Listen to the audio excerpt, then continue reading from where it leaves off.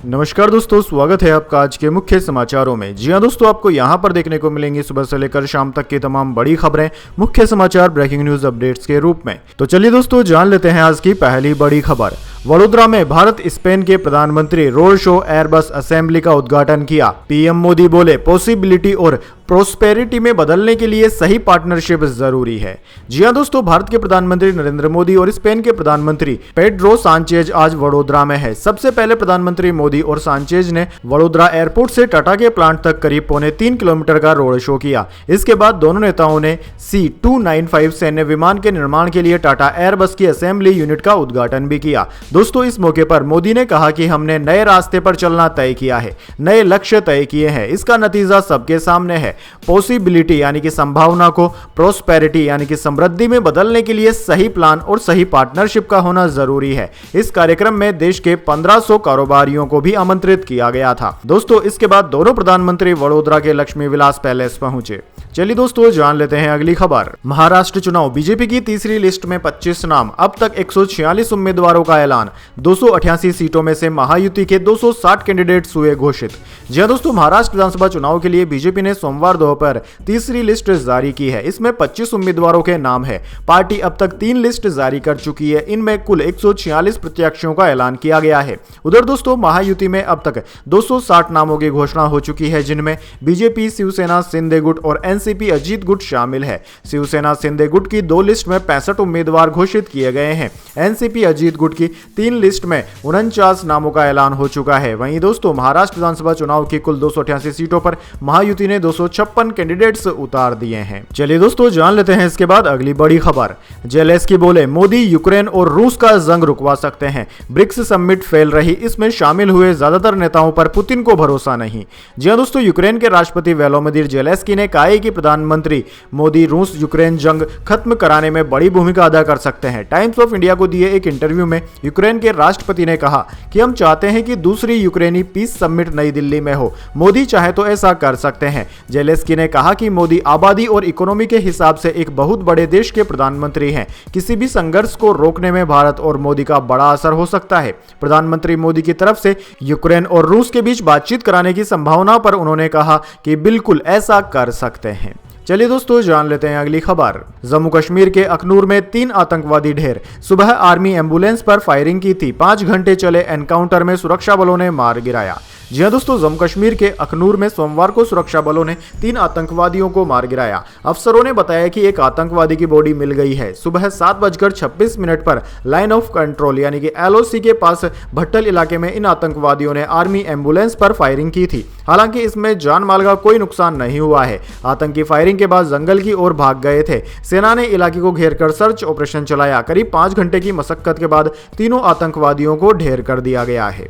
चलिए दोस्तों, जान लेते हैं अगली खबर। राजस्थान में दीपावली से पहले मिलावटखोरी, खाद्य सुरक्षा दल ने जब्त की सिंथेटिक मिठाइयां। जी हां दोस्तों, दिवाली को लेकर हर जगह तैयारियां चल रही है। बाजारों में रौनक है और मार्केट सजे हुए हैं, लेकिन इसी की आड़ में कई सामानों में मिलावट की जा रही है। सोमवार को राजस्थान के जयपुर में खाद्य सुरक्षा दल ने कई ठिकानों पर छापे मारे। इस दौरान प्रहलाद जाट, जोडला की ढाणी, यहां से नकली मावे की फैक्ट्रियां पकड़ी गई और पाम ऑयल से मिलावटी मावा बनाते हुए भी पाया गया। इसके बाद खाद्य सुरक्षा दल ने मावा और मिल्क पाउडर का नमूना और लगभग 125 किलोग्राम मिल्क पाउडर जब्त कर लिया। साथ ही मौके पर रखे मिल्क पाउडर से लगभग 250 किलोग्राम का घोल और ऐसे ही घोल से तैयार 200 किलोग्राम मावे को मौके पर ही नष्ट करवा दिया गया है। चलिए दोस्तों, जान लेते हैं अगली खबर। अजित पवार बोले, शरद पवार ने परिवार में फूट डाली। पहले मैंने गलती की, अब वे कर रहे हैं। बारामती से मेरे खिलाफ भतीजे युगेंद्र को उतारा। जी हां दोस्तों, महाराष्ट्र में 20 नवंबर को होने वाले विधानसभा चुनाव के लिए सोमवार को मुख्यमंत्री एकनाथ शिंदे, डिप्टी सीएम अजित पवार और महाराष्ट्र नवनिर्माण सेना MNS चीफ राज ठाकरे के बेटे अमित ठाकरे ने नामांकन दाखिल किया है। शिंदे ने ठाणे की कोपरी, 5 पाखड़ी, पवार ने बारामती और ठाकरे ने महिम सीट से नामांकन भरा। वहीं दोस्तों, अजीत के खिलाफ बारामती सीट से उनके भतीजे युगेंद्र पवार ने NCP शरद गुट से नामांकन भरा। इस दौरान शरद पवार और बारामती की सांसद सुप्रिया सुले भी मौजूद थी। सुप्रिया ने लोकसभा चुनाव में अजित पवार की पत्नी और अपनी भाभी सुनेत्रा पवार को हराया था। चलिए दोस्तों जान लेते हैं अगली खबर। विपक्षी सांसदों ने जेपीसी बैठक से कर दिया वॉकआउट, पंजाब और हरियाणा ने समिति के सामने रखा अपना पक्ष। जी हां दोस्तों, दिल्ली वक्फ बोर्ड की प्रस्तुति के विरोध में विपक्षी सांसदों ने वक्फ संशोधन विधेयक पर जेपीसी की बैठक से वॉकआउट कर दिया। इसके बाद समिति में सांसदों की उपस्थिति के रजिस्टर से अपनी उपस्थिति के साइन करने के बाद उन्हें डिलीट कर दिया गया। ये बैठक जेपीसी के चेयरपर्सन जगदम्बिका पाल की अध्यक्षता में हुई थी। सूत्रों ने बताया कि पंजाब और हरियाणा वक्फ बोर्ड ने जेपीसी के सामने अपनी बातें रखी है, साथ ही उत्तराखंड वक्फ बोर्ड ने भी जेपीसी के सामने अपना पक्ष रखा है। चलिए दोस्तों जान लेते हैं अगली खबर। प्रियंका गांधी चुनाव प्रचार के लिए वायनाड पहुंची, कहा बीजेपी प्लानिंग के साथ समाज में नफरत गुस्सा फैला रही, राहुल गांधी जैसा होना आसान नहीं होता। जी हां दोस्तों, प्रियंका गांधी ने वायनाड लोकसभा सीट पर अपना चुनाव प्रचार सोमवार से शुरू कर दिया। दरअसल दोस्तों, राहुल गांधी के रायबरेली सीट चुनने के बाद वायनाड सीट से कांग्रेस ने प्रियंका गांधी को कैंडिडेट बनाया था। यहाँ 20 नवंबर को चुनाव है, रिजल्ट 23 नवंबर को आ जाएगा। प्रियंका गांधी ने वायनाड पहुंचने पर पहले रोड शो किया, फिर मीनागढ़ी में रैली भी की। उन्होंने कहा कि हम जिस दौर में है उसमें केंद्र में भाजपा की सरकार है। ये सरकार प्लानिंग के साथ समाज में नफरत और गुस्सा फैलाती है। हमने अल्पसंख्यकों पर हमले देखे हैं, मणिपुर में जो हुआ सबने देखा है। उन्होंने कहा कि हमारे संविधान के मूल्यों को लगातार मिटाया जा रहा है। जनता के भले की जगह प्रधानमंत्री के खास दोस्तों के भले के लिए पॉलिसियां बनाई जा रही है। किसानों, आदिवासियों की जमीनें बड़े व्यापारियों को दी जा रही है। प्रियंका गांधी ने कहा कि मेरा भाई राहुल जैसा होना आसान नहीं है। उन्होंने 10 साल तक भाजपा के क्रूर हमले झेले हैं। चलिए दोस्तों जान लेते हैं अगली खबर। बेरोजगारों को लगा बड़ा झटका, हिमाचल प्रदेश की सुक्खू सरकार ने सरकारी विभागों में खाली चल रहे पदों को कर दिया निरस्त। जी हां दोस्तों, हिमाचल प्रदेश में बेरोजगारों को रोजगार देने का वादा करके सत्ता में आई सुक्खू सरकार ने बेरोजगारों को बड़ा झटका दिया है।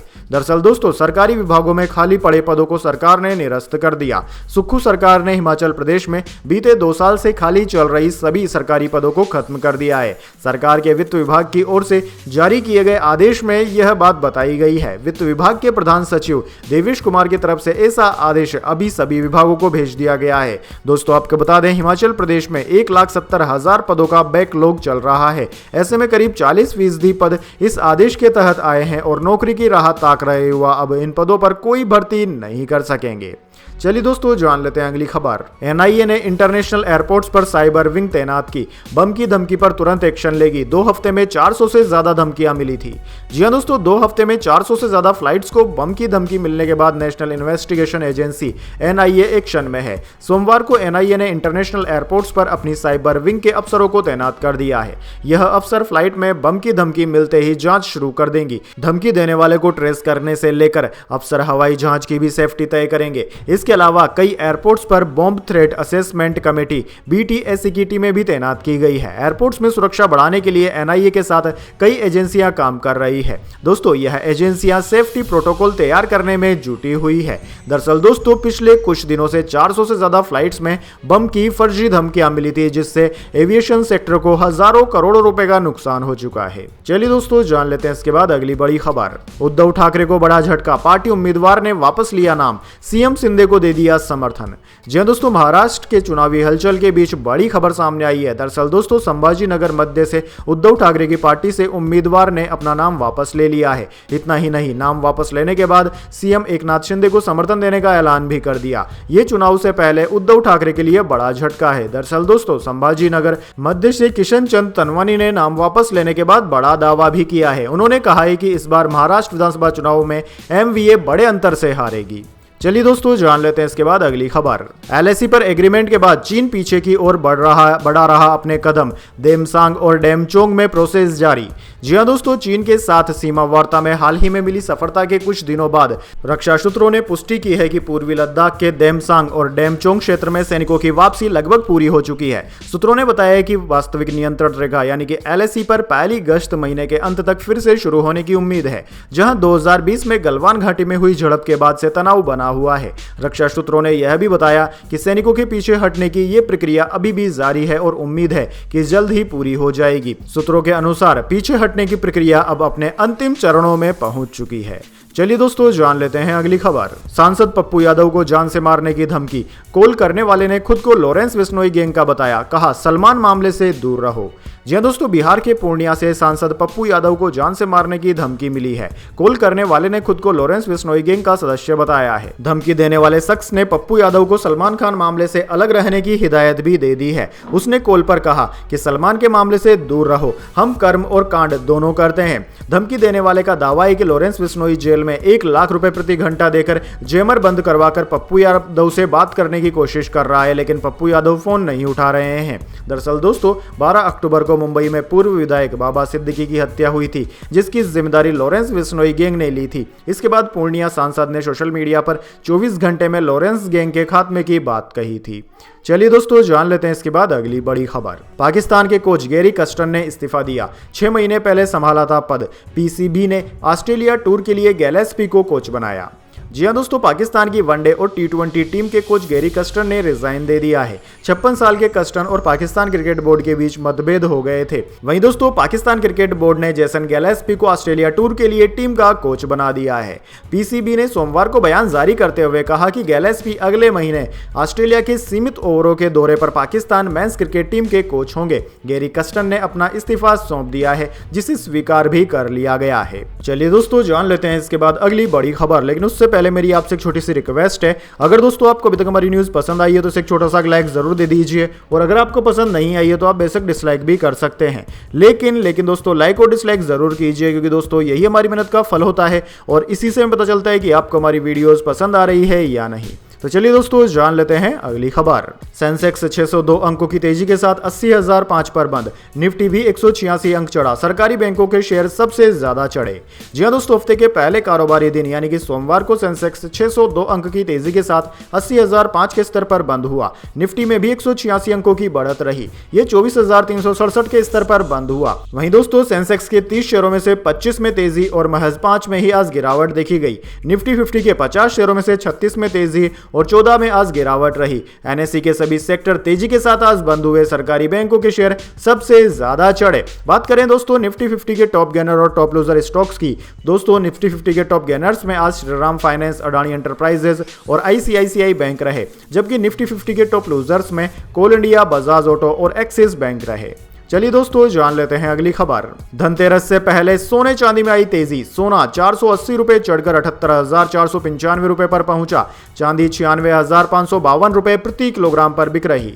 जी हां दोस्तों, धनतेरस से एक दिन पहले यानी कि 28 अक्टूबर को सोने और चांदी के दाम में तेजी देखने को मिली। Indian bullion and jewellers association की वेबसाइट के अनुसार 10 ग्राम 24 कैरेट सोने का भाव 480 रुपए चढ़कर 78,495 रुपए पर पहुंच गया। इससे पहले सोना 78,015 रुपए प्रति 10 ग्राम पर था।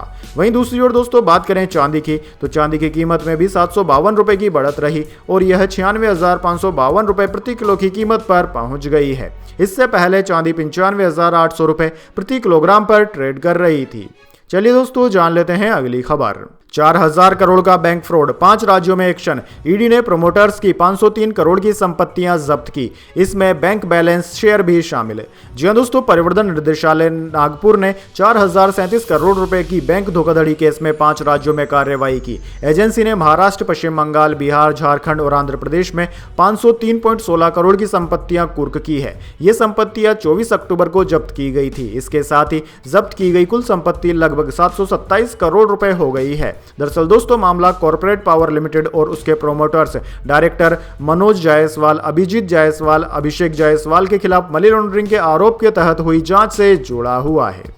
चलिए दोस्तों जान लेते हैं अगली खबर। शिल्पा शेट्टी के बास्टियन क्लब से BMW हुई चोरी। चोर ने हैकिंग के जरिए खोली कार, लेकर हुआ फरार। ओनर ने दर्ज कराई शिकायत।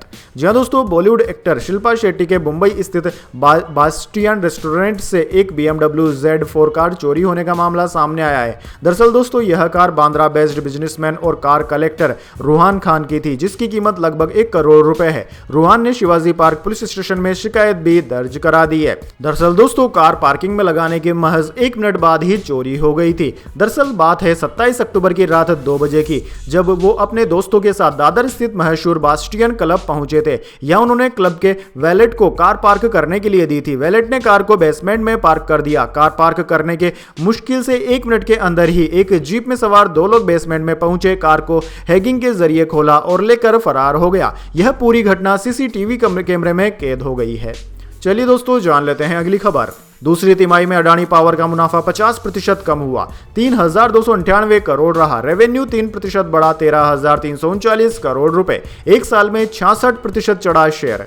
जी हां दोस्तों, थर्मल पावर प्रोड्यूस करने वाली अडानी ग्रुप की कंपनी अडानी पावर को वित्त वर्ष 2024-25 की दूसरी तिमाही में 3,298 करोड़ रुपए का शुद्ध मुनाफा यानी कि कॉन्सोलिडेटेड नेट प्रॉफिट हुआ है।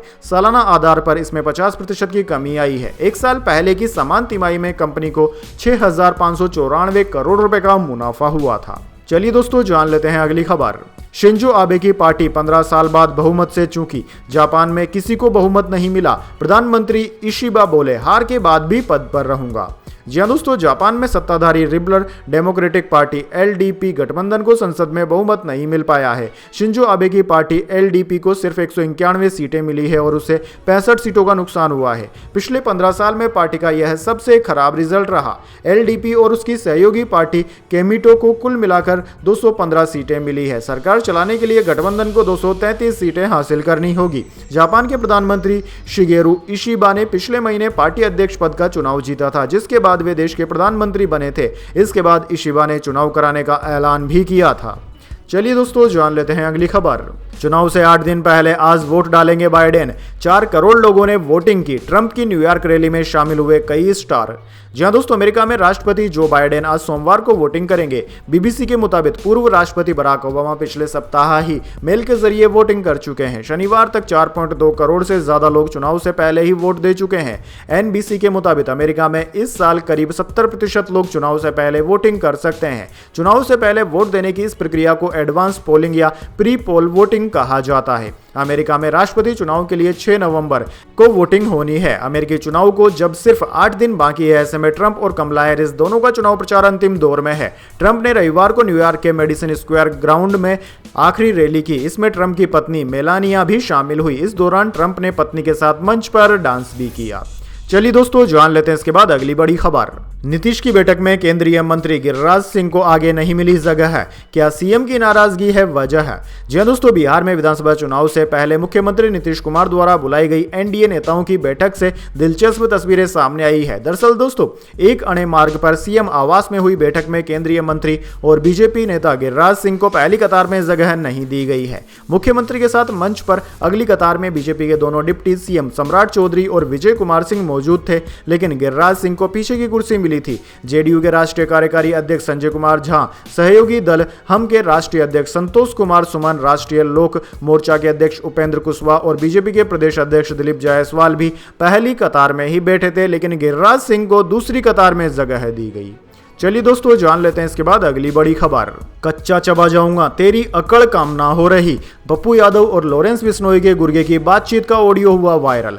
जी हां दोस्तों, लॉरेंस बिश्नोई गैंग ने बिहार के पूर्णिया से निर्दलीय सांसद पप्पू यादव को जान से मारने की धमकी दी है। यह धमकी भरा कॉल करने वाले का दावा है कि वह लगातार पप्पू यादव के कई ठिकानों की रेकी कर रहा है और उसे जान से मार डालेगा। इस धमकी भरे ऑडियो में सुना जा सकता है कि पप्पू यादव के लिए अपशब्दों का इस्तेमाल कर उन्हें धमकाया जा रहा है। खुद को लॉरेंस बिश्नोई गैंग का सदस्य बताने वाला गुर्गा धमकाते हुए कहता है कि ध्यान से सुन बात, भाई ने जेल का जैमर बंद करवाकर कॉन्फ्रेंस से तुझे कॉल करवाई थी, लेकिन तूने फोन नहीं उठाया। एक तो हो गया तेरा निवास और अब गिनती चालू कर दे।